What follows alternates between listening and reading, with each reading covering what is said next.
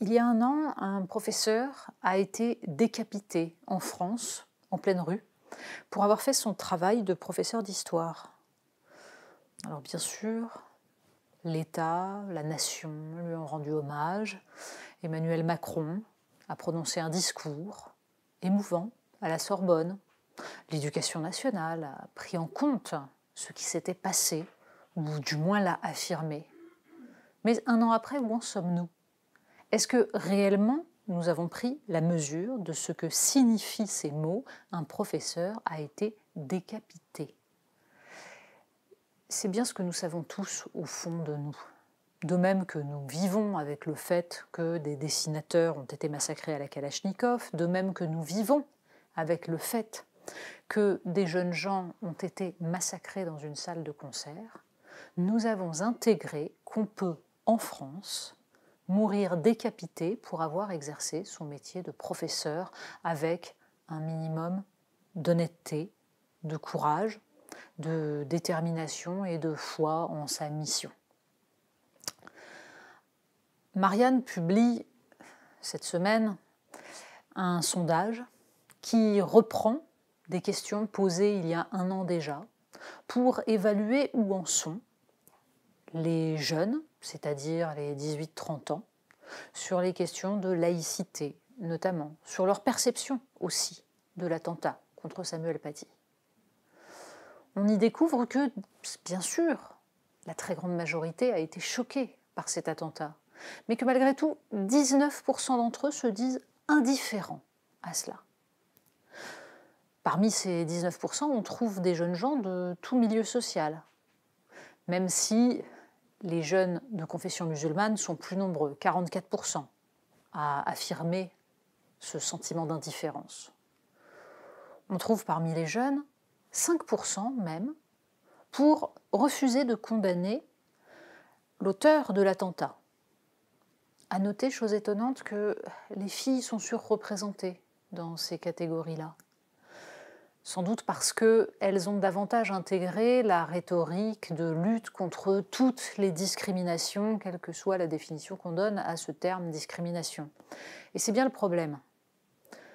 Le sondage de Marianne montre un décalage persistant, croissant même, entre les jeunes et les autres générations, sur la perception de la laïcité, sur la vision qu'ils peuvent avoir de cette fameuse notion de respect des croyances. Bref, s'impose petit à petit dans notre pays une vulgate qui considère qu'il ne faut pas froisser la susceptibilité des croyants comme de qui que ce soit d'autre, et que donc il faut accepter de se soumettre à la volonté des dits croyants. On pourrait espérer que l'éducation nationale, justement, ait pris le problème à bras-le-corps, percevant qu'il y avait là un problème de transmission, avant tout.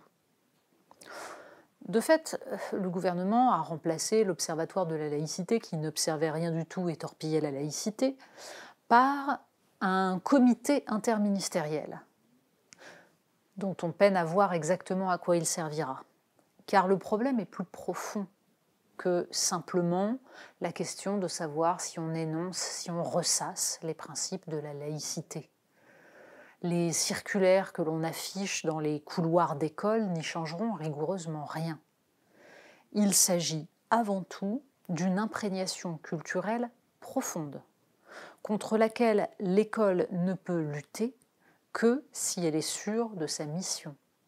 Et pour cela, encore faudrait-il que les jeunes professeurs ne soient pas eux-mêmes les produits de ce relativisme et de cette inculture qui, aujourd'hui, est en train de laisser croire à une part de plus en plus importante des citoyens français que la laïcité, ce serait juste le fait de pouvoir cohabiter ensemble entre croyants et non-croyants.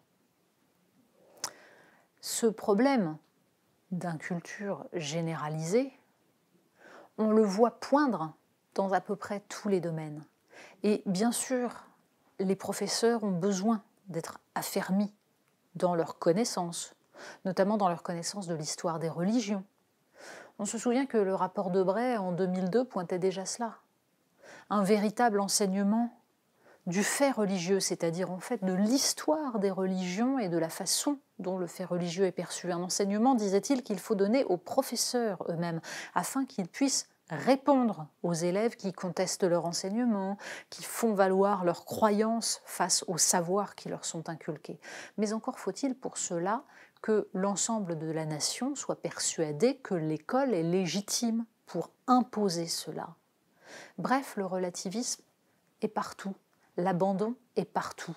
Et la question qu'on peut se poser est la suivante. De même que plus aucun dessinateur n'osera désormais dessiner Mahomet, ce qui, de fait, valide la victoire des frères Kouachi, de même, on voit que nombre de professeurs auront désormais peur de faire cours comme ils l'entendent. Ils vérifieront à chaque fois s'ils ne vont pas trop loin dans leurs propos, ils se mesureront. Certes, ils ne sont pas une majorité à expliquer qu'ils s'autocensurent, même si, en fait, un sondage a montré il y a un an que la moitié des professeurs s'est auto-censuré au moins une fois dans son enseignement. Ce qui est énorme. Qu'un professeur ait au moins une fois renoncé à énoncer une vérité, un savoir, par peur de la réaction de ses élèves, est déjà une défaite collective.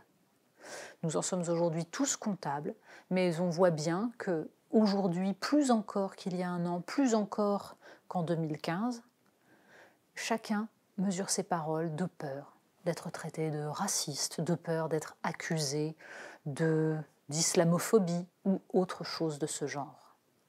C'est contre tout cela qu'il faut réagir, parce que petit à petit, la peur gagne du terrain.